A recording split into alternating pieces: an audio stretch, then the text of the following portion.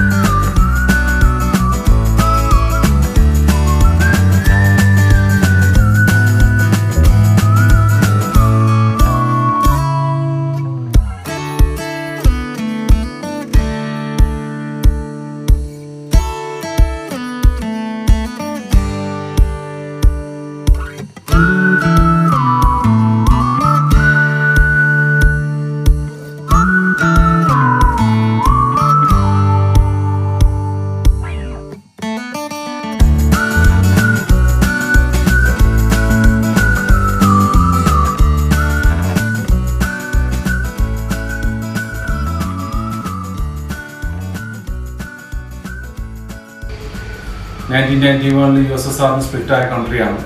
അപ്പോൾ അതിൻ്റെ ജിയോഗ്രഫിക്കലി നമ്മൾ നോക്കുകയാണെങ്കിൽ അതിൻ്റെ നൈബർ കൺട്രീസ് വരുന്നത് ഒന്ന് റഷ്യ തന്നെ, ദെൻ കിർഗിസ്ഥാൻ, ഉസ്ബെക്കിസ്ഥാൻ, തുർക്ക്മെനിസ്ഥാൻ, ഇത്രയും കൺട്രികളാണ് അതിൻ്റെ നൈബർ കൺട്രീസ് ആയി വരുന്നത്. കസാക്കിസ്ഥാൻ്റെ ക്യാപിറ്റൽ വരുന്നത് ഇപ്പോൾ അസ്താനയാണ്. അൽമാറ്റി ആയിരുന്നു, ദെൻ റീസെൻ്റ്ലി അസ്താനയാണ്. ഈ അസ്താന തന്നെ 2019 ന്യൂ സുൽത്താൻ എന്ന പേരിലാണ് ഇപ്പോൾ അറിയപ്പെടുന്നത്. കസാക്കിസ്ഥാൻ എന്ന കൺട്രി ഒരു വാസ്റ്റ് കൺട്രിയാണ്. ഏകദേശം ഇന്ത്യയുമായിട്ട് കമ്പയർ ചെയ്യുകയാണെങ്കിൽ ഇന്ത്യയുടെ ഏകദേശം 3/4 വലുപ്പത്തിൽ വരുന്ന ഒരു പോപ്പുലേഷൻ കുറഞ്ഞ ഒരു കൺട്രിയാണ്. അവിടുത്തെ പോപ്പുലേഷൻ പറയുക 1.83 crores ആണ്. അതിന്റെ പോപ്പുലേഷൻ നമ്മൾ കേരളത്തിനോട് കമ്പയർ ചെയ്യുകയാണെങ്കിൽ നിങ്ങൾക്കറിയാം കേരളത്തിന്റെ വലുപ്പം. കേരളത്തിൽ ഏകദേശം 3.5 കോടി ജനങ്ങൾ വരുന്നു. അതിന്റെ പകുതി ജനങ്ങളാണ് ഇന്ത്യയുടെ 3/4 വരുന്ന അത്രയും വലുപ്പമുള്ള കസാക്കിസ്ഥാൻ പോപ്പുലേഷൻ. ഓക്കെ, അത്രക്കും ഒരു വാസ്റ്റ് കൺട്രിയാണ് കസാക്കിസ്ഥാൻ. ഓക്കെ, കസാക്കിസ്ഥാൻ ഏഷ്യൻ ബെൽറ്റിൽ വരുന്ന ഒരു മുസ്ലിം കൺട്രി ആണെങ്കിലും ഏകദേശം 26% ക്രിസ്ത്യൻ പോപ്പുലേഷനാണ് അവിടെ വരുന്നത്. അതുകൊണ്ട് തന്നെ അവിടുത്തെ കൾച്ചറും ഒരു മിക്സഡ് കൾച്ചറാണ്. ഓക്കെ, കസാക്കിസ്ഥാനിലെ ഒഫീഷ്യൽ ലാംഗ്വേജ് കസാക്കാണ്. ദെൻ അതിൻ്റെ കൂടെ അവർ യൂസ് ചെയ്യുന്നത് റഷ്യൻ, കാരണം അവരുടെ പാരന്റ് കൺട്രിയാണ്. അതുകൊണ്ട് തന്നെ അവരുടെ റഷ്യൻ ലാംഗ്വേജും കസാക്ക് ലാംഗ്വേജുമാണ് ജനങ്ങൾ പൊതുവെ യൂസ് ചെയ്യുന്നത്. പിന്നെ അവിടുത്തെ കറൻസി വരുന്നത് ടെഞ്ച് എന്ന കറൻസി, കസാക്ക് ടെഞ്ച്. അതിൻ്റെ മൂല്യം ഇന്ത്യയെ കമ്പയർ ചെയ്ത് നോക്കുകയാണെങ്കിൽ INR ആയിട്ട് നമ്മൾ കമ്പയർ ചെയ്യുകയാണെങ്കിൽ ഇന്ത്യയുടെ മൂല്യത്തെക്കാൾ വളരെ താഴെ നിൽക്കുന്ന മൂല്യമുള്ള ഒരു കറൻസിയാണ്. അതിൻ്റെ മൂല്യം നോക്കുകയാണെങ്കിൽ ഒരു ഇന്ത്യൻ റുപ്പീസിന് ഏകദേശം 5.5 ടെഞ്ച് കിട്ടും. ഓക്കെ, ദെൻ ഇനി നമുക്കവിടെ ടൈം ഡിഫറൻസ്, കസാക്കിസ്ഥാനും ഇന്ത്യയും തമ്മിലുള്ള ടൈം ഡിഫറൻസ് നോക്കുകയാണെങ്കിൽ 1/2 hour ഫാസ്റ്റാണ് അവിടെ. അപ്പോൾ ഇന്ത്യയായിട്ട് കമ്പയർ ചെയ്യുമ്പോൾ 1/2 മണിക്കൂർ മുന്നോട്ടാണ് കസാക്കിസ്ഥാൻ്റെ ടൈമിംഗ് വരുന്നത്. അതുപോലെ തന്നെ ഫ്ലൈയിങ് അവേഴ്സ്. ഇപ്പോൾ ഇന്ത്യയിൽ നിന്ന് നോർമലി നമ്മുടെ സ്റ്റുഡൻസ് ഒക്കെ പോകുന്ന സമയത്ത് കേരളത്തിൽ നിന്ന് സ്റ്റുഡൻസ് പോകുമ്പോൾ ഒന്നുകിൽ കൊച്ചി അല്ലെങ്കിൽ കാലിക്കറ്റ് അല്ലെങ്കിൽ ട്രിവാൻഡ്രം ഈ ഏരിയയിൽ നിന്നും ഡൽഹി വയാണ് പോകുന്നത്. Kochi to Delhi, then Delhi to Almaty. അപ്പോൾ ഈ ഇത്രയും ഏരിയ ഫ്ലൈയിങ് അവേഴ്സ് അറൗണ്ട് ഒരു 8 to 9 hours ആണ് ഫ്ലൈയിങ് അവേഴ്സ് വരുന്നത്. ഓക്കെ.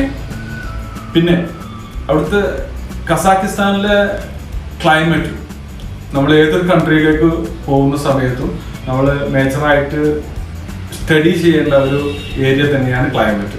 നമുക്ക് മെഡിസിൻ പോകുന്ന സ്റ്റുഡൻസിനെ സംബന്ധിച്ചിടത്തോളം അറ്റ്ലീസ്റ്റ് 5 to 6 years നമുക്ക് അവിടെ സ്പെൻഡ് ചെയ്യേണ്ടതാണ്.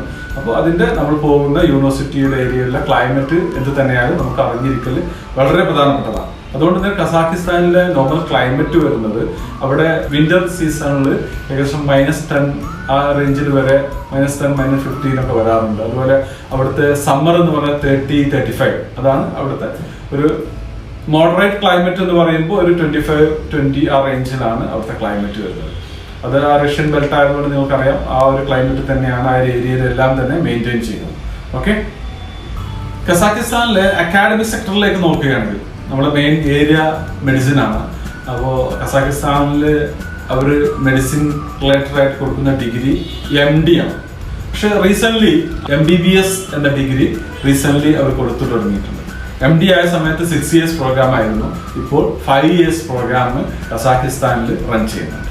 അപ്പോൾ അതുകൊണ്ട് കുറഞ്ഞ 5 years നോക്കുന്ന ആളുകൾക്ക്, 5 years പ്രോഗ്രാം നോക്കുന്ന ആളുകൾക്ക് നല്ലൊരു ഡെസ്റ്റിനേഷനാണ് കസാക്കിസ്ഥാൻ. ഓക്കെ. പിന്നെ അവിടുത്തെ പ്രോഗ്രാം ലാംഗ്വേജ് വരുന്നത് ഇംഗ്ലീഷ് മീഡിയം ആണ്. Local language as you know എല്ലാ കൺട്രിയിലും നിങ്ങൾക്കറിയാം, പേഷ്യൻസായിട്ട് ഇന്ററാക്ട് ചെയ്യാൻ വേണ്ടിയിട്ട് പഠിക്കുന്ന പോലെ അവിടുത്തെ ലാംഗ്വേജ് പഠിക്കേണ്ടതായിട്ടുണ്ട്.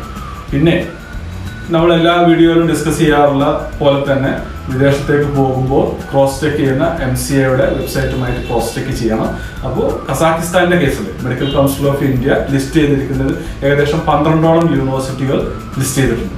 പക്ഷേ കസാക്കിസ്ഥാനിൽ നമ്മൾ കേരളത്തിൽ നിന്ന് ഇപ്പോൾ റീസെന്റ് ആണ് പോയി തുടങ്ങിയത്. നോർത്ത് ഇന്ത്യൻസ് ആണ് നോർമലി അത് ആ കൺട്രി സെലക്ട് ചെയ്യാറ്, കാരണം അവർക്ക് അടുത്തായതുകൊണ്ട്. എൻ്റെ അറിവ് പ്രകാരം ഏകദേശം 5000-6000 സ്റ്റുഡൻസ് അറ്റ് പ്രസന്റ് ഇന്ത്യയിൽ നിന്ന് കസാക്കിസ്ഥാനിൽ പഠിച്ചുകൊണ്ടിരിക്കുന്നുണ്ട്. പക്ഷെ ഇപ്പോൾ റീസെന്റ് നമ്മുടെ കേരളത്തിൽ നിന്നും കുട്ടികൾ പോകുന്നുണ്ട്. അത് ഒന്നാമത് പോകാൻ കാരണം ഒന്ന് അഫോർഡബിൾ ഫീ ആണ്. ഫീ അവിടുത്തെ ഏകദേശം $4000 മുതൽക്ക് പെർ ഇയർ ഫീസ് വരും. കാരണം ഇന്ത്യൻ റുപ്പീസ് കൺവേർട്ട് ചെയ്യുകയാണെങ്കിൽ ഏകദേശം 2.25 ലക്ഷം പെർ ഇയർ വരുന്ന യൂണിവേഴ്സിറ്റികൾ കസാക്കിസ്ഥാനിൽ അവൈലബിൾ ആണ്. അതിന് പുറമെ അവർ 5 years പ്രോഗ്രാം കൂടെ തുടങ്ങിയപ്പോഴാണ് കൂടുതൽ സ്റ്റുഡൻസ് കസാക്കിസ്ഥാൻ ഓപ്റ്റ് ചെയ്യാൻ തുടങ്ങിയത്. പിന്നെ WHO ലിസ്റ്റിലുണ്ടോ എന്ന് ചെക്ക് ചെയ്യുക. MCAയുടെ വെബ്സൈറ്റിന്റെ ഡീറ്റെയിൽസ് ഞാൻ ഇതിന്റെ കൂടെ കൊടുക്കുന്നുണ്ട്. അപ്പോൾ ഇത്രയും കാര്യങ്ങളാണ് ഓവറോൾ കസാക്കിസ്ഥാനെ പറ്റിയിട്ട് നമുക്ക് ഡിസ്കസ് ചെയ്യാം. ഓക്കെ.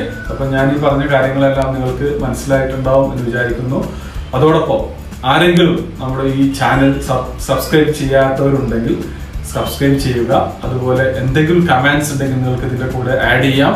അതുപോലെ മെഡിക്കൽ റിലേറ്റഡ് ആയിട്ട്, ഫോറിൻ മെഡിക്കൽ റിലേറ്റഡ് ആയിട്ട് എന്ത് ഡൗട്ട്സ് ഉണ്ടെങ്കിൽ നിങ്ങൾക്ക് എന്നെ കോൺടാക്ട് ചെയ്യാം. എൻ്റെ നമ്പർ ഇതിൻ്റെ കൂടെ കൊടുക്കുന്നുണ്ട്.